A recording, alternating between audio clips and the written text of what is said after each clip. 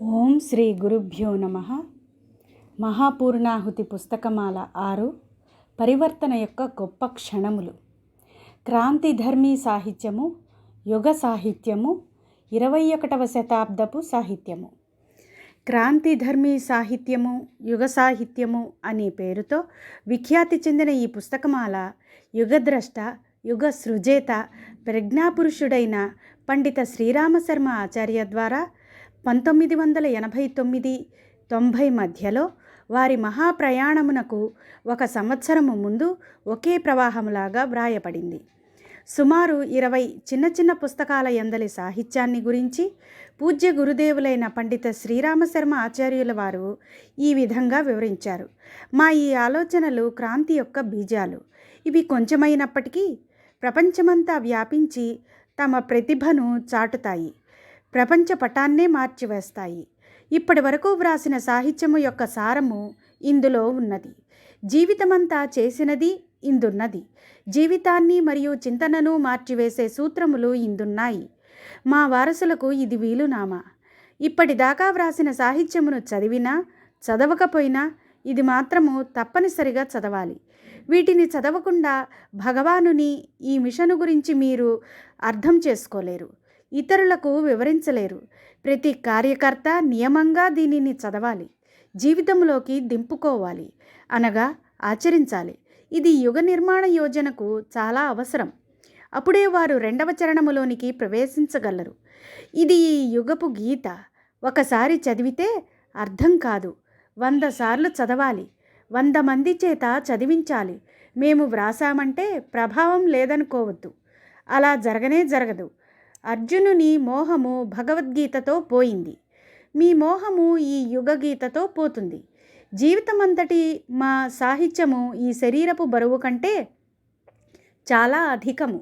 మా జీవితమంతా వ్రాసిన సాహిత్యాన్ని తక్కెడలో ఒక ప్రక్క నుంచి 2వ వైపు క్రాంతిధర్మీ సాహిత్యమును ఉంచితే దీని బరువే అధికంగా ఉంటుంది. మహాకాలుడే స్వయంగా నా వేళ్లు పట్టుకుని ఈ సాహిత్యాన్ని వ్రాయించాడు. దీనిని తగిన వెలకు అచ్చువేసి ప్రచారం చెయ్యటానికి అందరికీ అవకాశం కలదు. కాపీరైటు ఎవరికీ లేదు. నా జ్ఞాన శరీరాన్ని నా క్రాంతిధర్మీ సాహిత్య రూపంలో జనులందరి వద్దకు చేర్చే ప్రయాసను చేయండి. 1వ అధ్యాయము పరివర్తన యొక్క గొప్ప క్షణాలు. 20వ శతాబ్దం చివరకు వస్తూనే కాలం మారిపోయింది. ఒకప్పుడు సంవేదనలు ఎంత సమర్థతను ప్రకటించినాయంటే ద్రోణాచార్యుని మట్టిబొమ్మ ఏకలవ్యుని ధనుర్విద్యా పారంగతుని చేసినది. మీరాబాయి యొక్క కృష్ణుడు ఆమె పిలుపు వింటూనే ఆవిడతో పాటు నాట్యం చేయటానికి వచ్చేవాడు. గాంధారి పతివ్రత భావంతో ప్రేరితురాలై కళ్లకు గంతలు కట్టుకున్నది. దానివల్ల కళ్లకు ఎంతటి శక్తి వచ్చిందంటే ఆ దృష్టిపాతం వల్లనే దుర్యోధనుని శరీరము లోహ సదృశమైపోయింది. అప్పుడు శాపాలు వరదానాలు కూడా శస్త్రప్రహారము వలె మరియు అమూల్యమైన బహుమతుల వలె పనిచేసేవి. అవి భావ సంవేదనల చమత్కారములు. అవి ఒక సత్యముగా ఏ గీటురాయి ద్వారా పరీక్షించినా సరి అయినవని నిర్ధారింపబడేవి. ఇప్పుడు అంతా భౌతిక జగత్తు మాత్రమే. ఆత్మ తిరోహితమైనది. శరీరము మరియు విలాస వైభవములే సమస్తముగా తయారైనాయి. ఇది ప్రత్యక్షవాదము. ఏదైతే గారడీవాని వలె చేతులలో చూపించబడుతుందో అదే నిజము. దేని కొరకు లోతుల్లోకి దిగి పరిణామము కొరకు ఎదురు చూడాలో అదంతా అబద్ధము. ఆత్మ కనిపించదు. పరమాత్మ కూడా ఫలానా శరీరమును ధరించి ఫలానా చోట కూర్చొని మరియు ఏదో హడావిడి చేస్తూ ఉండటం కనిపించదు. ఈ కారణంగానే ఈ రెండింటికి గౌరవ మర్యాదలు సమాప్తమైపోయాయి. భౌతిక విజ్ఞానము ప్రత్యక్షవాదం మీద ఆధారపడి ఉన్నది కనుక ప్రత్యక్షంగా కనిపిస్తున్నదే నిజమని అంగీకరిస్తున్నారు.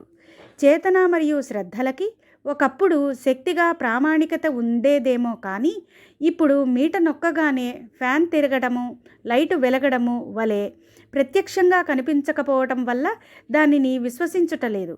ప్రత్యక్షంగా కనిపించనిది అంగీకరించబడదు. భౌతిక విజ్ఞానమునకు ఇదే గీటురాయి. ఈ ఆధార పరివర్తన వల్ల ఒక లాభమేమంటే గుడ్డి నమ్మకాలకు, మూఢాచారాలకు అవకాశం లేకుండా పోవడం. హాని ఏమిటంటే నీతి, ఆదర్శవాదము, ధర్మధారణలను కూడా వదిలివేయటం. ఇందుచేత మానవీయ గరిమకు అనురూపమైన క్రమశిక్షణ కూడా దాదాపు సమాప్తమైపోతున్నది. నూతన విశ్వాసాలను అనుసరించి మనిషిని ఒక నడిచే మొక్కగా అంగీకరించారు. అంతేకాక మానవుడు మాట్లాడటం అనే అధిక విశేషత గల పశువు అని అంగీకరించబడ్డాడు. ప్రాణి వధలో ఏ నిర్దయత కాఠిన్యములను ఆలోచించి ప్రజలు అనుచితము అధార్మికము అని అంటున్నారో అది ఇప్పుడు సరియైనది కాదు అనిపిస్తున్నది. సొరకాయ వంకాయలాగే పశుపక్ష్యాదులనైనా మాంసాహారానికి ఉపయోగించవచ్చు. ఇతరుల బాధ మనము స్వయంగా అనుభవించలేకపోతే మరియు మాంసాహారంలో ప్రోటీనులు అధికంగా ఉన్నాయి, అది శరీరానికి లాభము కలుగజేస్తుంది అనే విషయం ప్రత్యక్షవాదులు చెబుతున్నప్పుడు ఎవరైనా ప్రాణివధ వల్ల నీతి యొక్క అనుశాసనము చెడిపోతుంది, భావనలు విచలితమవుతాయి అని అంటే ఎందుకు ఆపుతారు? సరిగ్గా ఇదే మాట ఇతర మానవ మర్యాదలకు సంబంధించి కూడా ఉంటుంది. అపరాధముల ద్వారము తెరవబడటానికి కారణం దానిలో ఇతరులకు మాత్రమే హాని కలుగుతుంది, తనకు మాత్రము తక్షణ లాభం కలిగే అవకాశం లభిస్తుంది అనిపించటం. అన్య ఆలోచనలలో కూడా పశు ప్రవర్తనలను అలవర్చుకునే విషయంలో ఇవ్వబడుతున్న తర్కము, అందిస్తున్న ప్రతిపాదనల ప్రకారం యౌవన సదాచారము కొరకు ఎవరిపైనా ఒత్తిడి లేదు. ఈ విషయంలో పశువులు సర్వదా స్వతంత్రంగా ఉంటాయి. మరి మనుష్యులకు మాత్రమే ఎందుకు ప్రతిబంధకాలుండాలి? జీవజగత్తులో ఎప్పుడైతే ధర్మము, కర్తవ్యము వంటి ఆచారాలు లేనప్పుడు మనిషి మాత్రము ఆ జంజాటంలో తనను తాను ఎందుకు బంధించుకోవాలి? పెద్ద చేప చిన్న చేపను తింటున్నప్పుడు, పెద్ద పక్షులు చిన్న పక్షుల మీద ఆక్రమణ చెయ్యడానికి సంకోచించినప్పుడు, చిరుత లేడి వంటి చిన్న ప్రాణులను వేటాడుతున్నప్పుడు మరి సమర్థుడైన మనిషి మాత్రం అసమర్థుడైన వారిని పీల్చి పిప్పి చేయటానికి ఎందుకు వెనక్కు తగ్గాలి? ప్రత్యక్షవాదము, భౌతిక విజ్ఞానాలు మనిషి సౌకర్యములను పెంచుటకు ఎన్నో కొత్త విధానాలు అందించాయి. అప్పుడు వాటి ఉపయోగము మరియు యథార్థతల మీద ఎవరికైనా ఎందుకు సందేహం కలుగుతుంది? అలాంటప్పుడు ఆత్మ, పరమాత్మ, కర్మ, కర్తవ్యము, పుణ్య, పరమార్థముల వంటి ఆదర్శాల ఆధారంగా ఏదైనా లాభము చేతికి అందకపోయినట్లయితే తాత్కాలిక నష్టములను ఇచ్చే ఈ బంధనాలను ఎందుకు పాటించాలి? సమర్థులు దీని కారణంగానే బాధకు, శోషణలకు బలవుతున్నారు. 2వ అధ్యాయము విజ్ఞానము మరియు ప్రత్యక్షవాదములు మనలను నిజంగా సుఖపెడుతున్నాయా? కాలం యొక్క మార్పు, వైజ్ఞానిక ఉపలబ్ధులను తర్కము యొక్క ఆధారముగా నేర్చుకొనుట లాభదాయకమని అనిపించినప్పుడు దాని స్థానంలో ఆస్తిక, ఆధ్యాత్మిక మరియు ధార్మిక దృష్టిలో ఎంత పొగడదగినవైనా తపస్సు, సంయమము, పరమార్థము వంటి ప్రామాణికతలను స్వీకరించనవసరం లేదు. ఎందుకంటే తాత్కాలిక లాభదృష్టితో చూస్తే వాని కారణంగా నష్టమే జరుగుతుంది. నూతన సమయము యొక్క నూతన తర్కములు, అపరాధులు, స్వేచ్ఛాచారులు మొదలుకొని గాలివాటానికి అనువుగా మారిపోయే మనీషుల వరకు ఒకేలాగా అనుకూలంగా ఉంటాయి. ఆదర్శములను అంగీకరించడంలో సౌకర్యం అనిపిస్తే ప్రతి ఒక్కడూ దానిని ఎందుకు స్వీకరించటం లేదు? ఆ వైపు ఎందుకు నడవడం లేదు?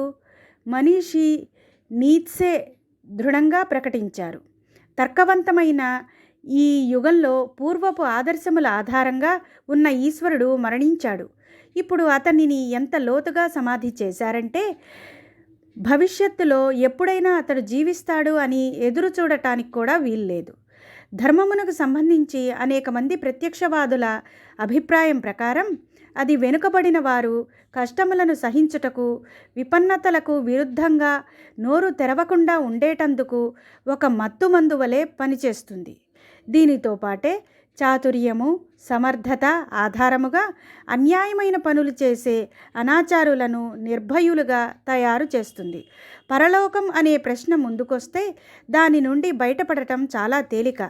ఏదో ఒక దేవీ దేవతల పూజ మితవ్యయంతో చేసి పత్రం సమర్పించి ధార్మిక కర్మకాండ ఆడంబరంగా చేసేస్తే పాపకర్మల దండన నుండి సహజంగా విడుదల లభిస్తుంది.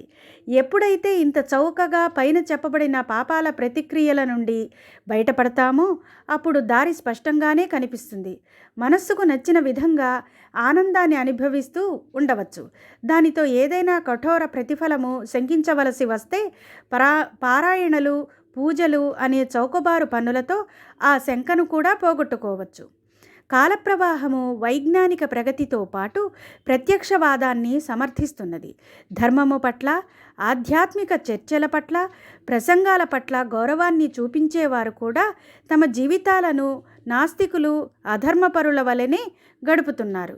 ఎలాగైతే ధర్మోపదేశకులు మొదలుకొని ధర్మధ్వజుల వరకు నిజ జీవితాలను లోతుగా పరిశీలించినట్లయితే తెలిసినదేమిటంటే వారిలో అధిక శాతము అధార్మిక పరిధిలోకొచ్చే స్వార్థపరతను ఆచరిస్తున్నారు.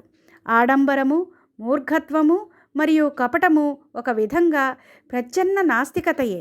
లేకపోతే ఎవరైతే ఆస్తికత యొక్క ధార్మికత యొక్క గొప్పతనమును గురించి చెబుతారో వారు స్వయంగా లోపల వెలుపల ఒకే విధంగా ఉండాలి కదా. వారి స్థితి ఆడంబరంతో నిండిన విధంగా కనబడితే ప్రత్యక్షవాదుల నాస్తికతనే కాదు, ప్రచ్ఛన్న ధర్మాడంబరాన్ని కూడా అవలంబించారనే చెప్పాలి. ప్రజల కళ్ళల్లో దుమ్ము కొట్టడానికి, వారి వలన అనుచిత లాభాలు పొందటానికి ధర్మాన్ని ఒక వంకగా చేసుకున్నారు. ఈశ్వరుని కూడా వారు సర్వవ్యాపి అయిన న్యాయకారి అని అంగీకరించరు.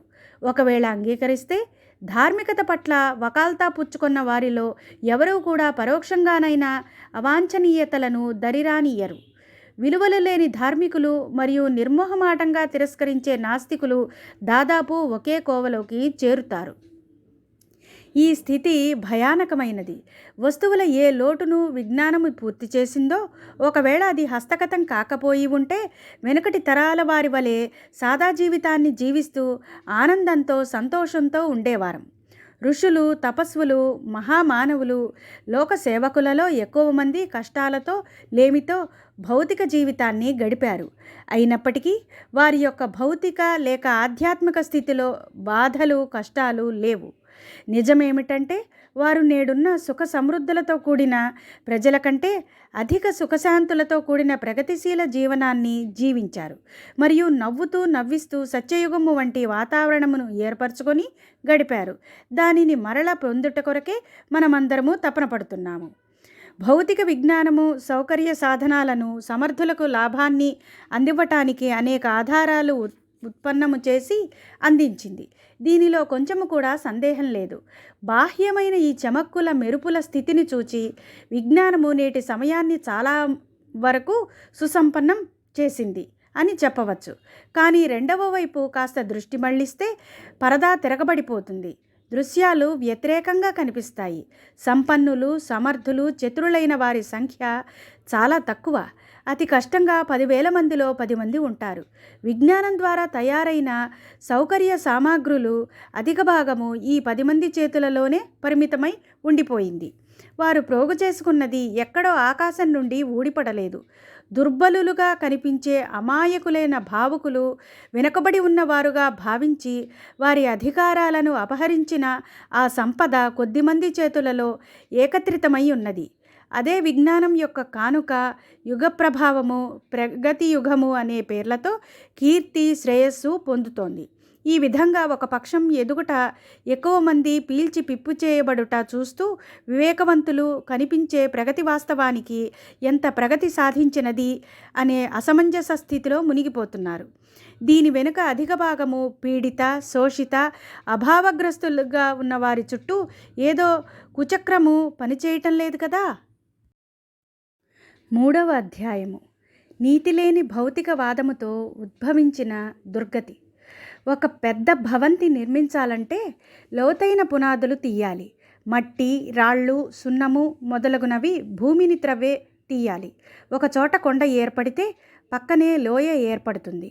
ప్రపంచములో ఉన్న దరిద్రులను, అశిక్షితులను, వెనుకబడిన వారిని, బాధపడుతున్న వారి పెద్ద సంఖ్యను చూస్తూ ఉంటే, ఉత్పాదితమైన సంపద అందరికీ సమానంగా పంచబడి ఉంటే అందరూ ఒక సమాన స్థాయి జీవితం జీవించేవారు కదా అనిపిస్తుంది. ఈ లోటు కృత్రిమమైనది. దానికి ఒకే ఒక కారణము ఏమిటంటే కొంతమంది ఎక్కువ కూడబెట్టుకోవచ్చు అనే విజ్ఞానము మరియు ప్రత్యక్షవాదము ద్వారా ఏర్పడ్డ విశ్వాసానికి అనురూపముగా నీతి, ధర్మము, కర్తవ్యము, సదాశయత, మర్యాద, సమత, పరమార్థ పరాయణత లాంటి క్రిందటి తరం వాళ్ళు ఆస్తికత మరియు ధార్మికతకు ఆవశ్యకమనే ఆధారాలను ఒప్పుకొనటలేదు. ప్రత్యక్షవాదము వాటిని ఒప్పుకోనక్కరలేదు అని నిర్ధారించినప్పుడు సమర్థులను ఏ ఆధారముగా మర్యాదకు కట్టుబడి ఉండాలని ఎలా అనగలము? ఏ తర్కము ఆధారముగా మర్యాద మరియు సమత యొక్క నీతిని పాటించమని నిర్బంధించగలము?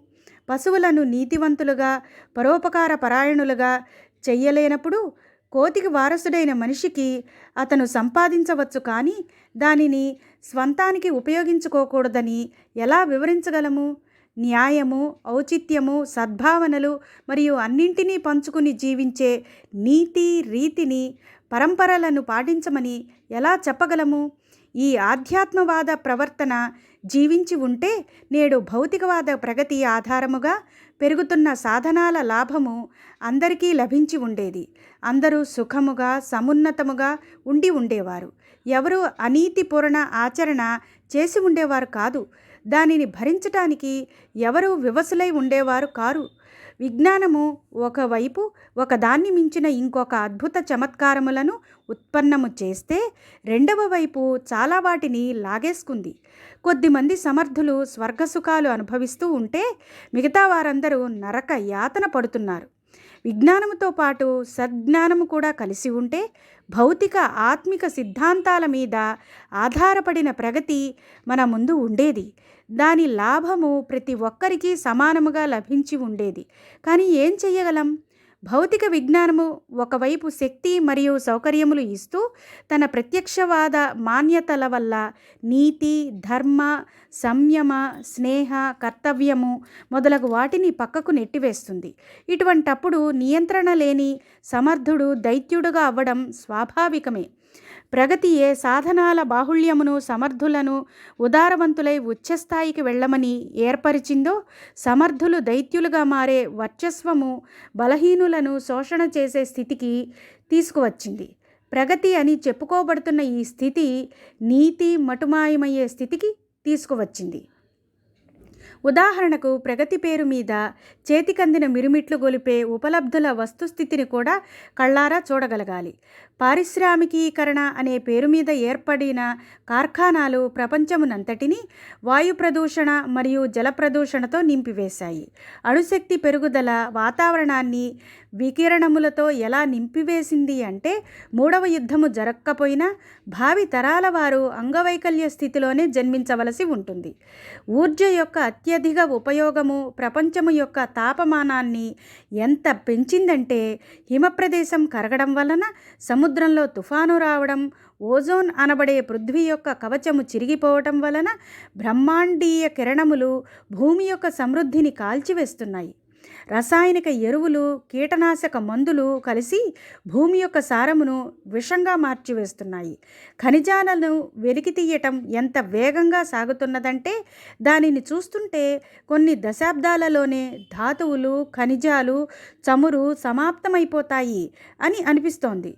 పెరుగుతున్న కోలాహలాన్ని చూస్తే వ్యక్తి మరింత పిచ్చివాడవుతాడేమో అని అనిపిస్తున్నది. చదువు యొక్క ఉద్దేశ్యం కేవలం కడుపు నింపుకొనుట వరకే ఉన్నది.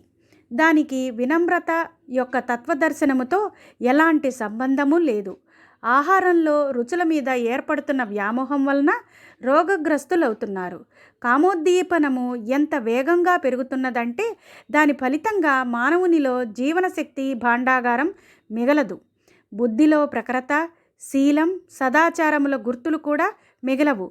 పశుపక్ష్యాదులను, చెట్లను ఏ స్థాయిలో నరికివేస్తున్నాడంటే దానిని చూస్తే త్వరలో ప్రకృతి ఎడారిగా మారుతుందనిపిస్తుంది.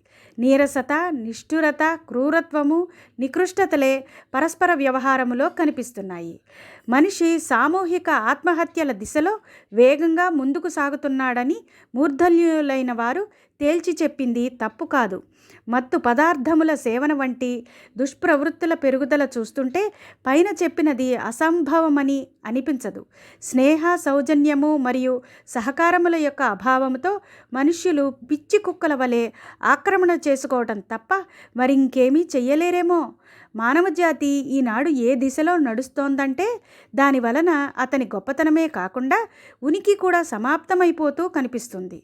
కూడబెట్టుకున్న మందుగుండు సామాగ్రి కుప్పలో ఒకవేళ ఎవడైనా పిచ్చివాడు ఒక అగ్గిపుల్ల గీచి విసిరివేస్తే స్వర్గంతో సమానమైన ఈ భూలోకం ధూళిగా మారి ఆకాశంలోకి ఎగిరిపోతుంది. విజ్ఞానం యొక్క పెరుగుదల, జ్ఞానం యొక్క తరుగుదల ఇటువంటి విషమ పరిస్థితుల సముత్పన్నము చేయడంలో ఆలస్యం కానివ్వదు.